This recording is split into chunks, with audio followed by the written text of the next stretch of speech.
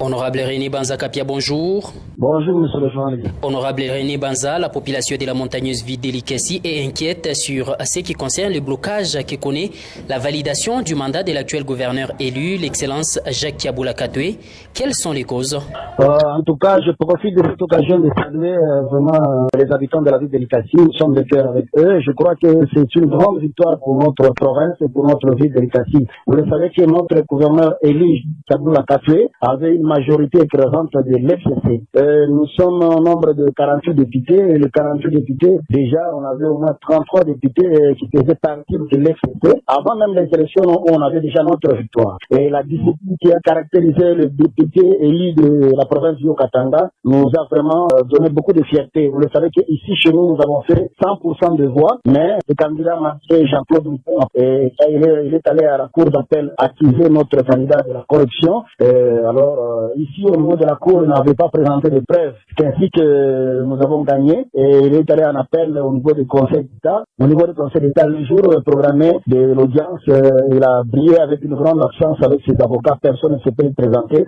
D'office déjà, en tant qu'élu plaignant, il avait l'intérêt de se présenter. Et je crois qu'hier, on devait déjà prononcer la victoire de Jacques Kiaboula, mais malheureusement, on a repoussé pour ce jeudi et nous croyons que d'ici quelques heures, on va vraiment annoncer vraiment la victoire par rapport à cette requête. Quels sont les risques que comporte cette saisine de M. Jean-Claude Mouyambo pour arriver à l'invalidation du mandat de l'actuel gouverneur élu? En tout cas, il n'y a pas de choses qui peuvent servir pour que nous puissions arriver à l'invalidation du mandat.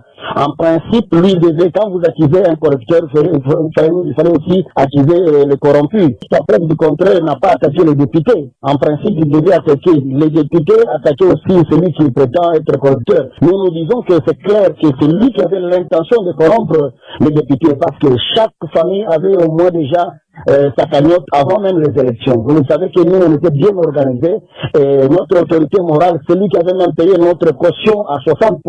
Et nous avons donné le meilleur résultat. Dans toutes les provinces, le Haut-Katanga a été placé en première position parce qu'on n'a pas même perdu une voix pour notre famille politique. Et je crois que ce sont des distractions et lui-même, il a compris, c'est pourquoi il n'est pas même au pays, il est parti à l'étranger. Il a accepté il y a un temps pour tout. Aujourd'hui, c'est le temps de Jacques Kiaboula.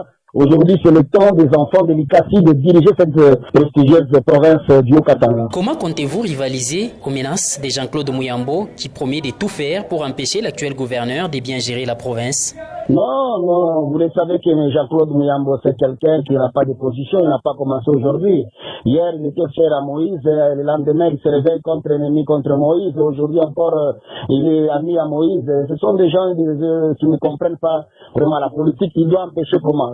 Jacques a une vision pour moderniser notre province. Vous allez voir comment nous allons démarrer. Nous allons faire le tout, nous, en tant que députés, de consolider cette victoire, de l'aider vraiment à faire des choses qui sera vraiment les exploits de la jeunesse, parce que Jacques, c'est une révélation de la jeunesse aujourd'hui à la gestion de notre province. Je crois que aller dans la rue, crier, cela ne peut jamais empêcher un gouverneur de travailler. Je crois que Jacques a montré ses preuves de capacité d'un bon gestionnaire.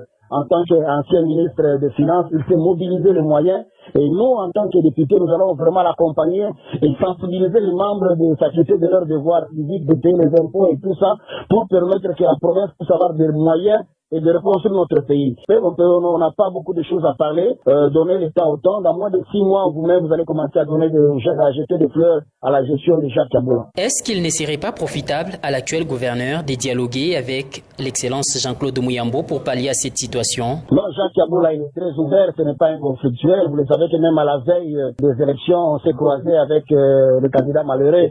Jacques est allé lui donner la main en lui saluant et nous restons frères parce que vous le savez que construire ces beaux pays, construire notre province, ce n'est pas toujours l'apanage de l'FCC, c'est l'apanage de tout le monde. Je crois qu'au niveau de l'Assemblée, nous avons des gens qui sont de l'opposition, des gens qui sont des autres camps, mais s'il s'agit de l'intérêt général, il a l'intérêt d'écouter tout le monde. Si Mouyambo, il a des conseils à donner à Jacques, je ne peux pas, l'honorable Jacques Excellence, de refuser ces conseils-là pour l'intérêt de notre province. Nous, on ne sommes pas dans une génération de conflits.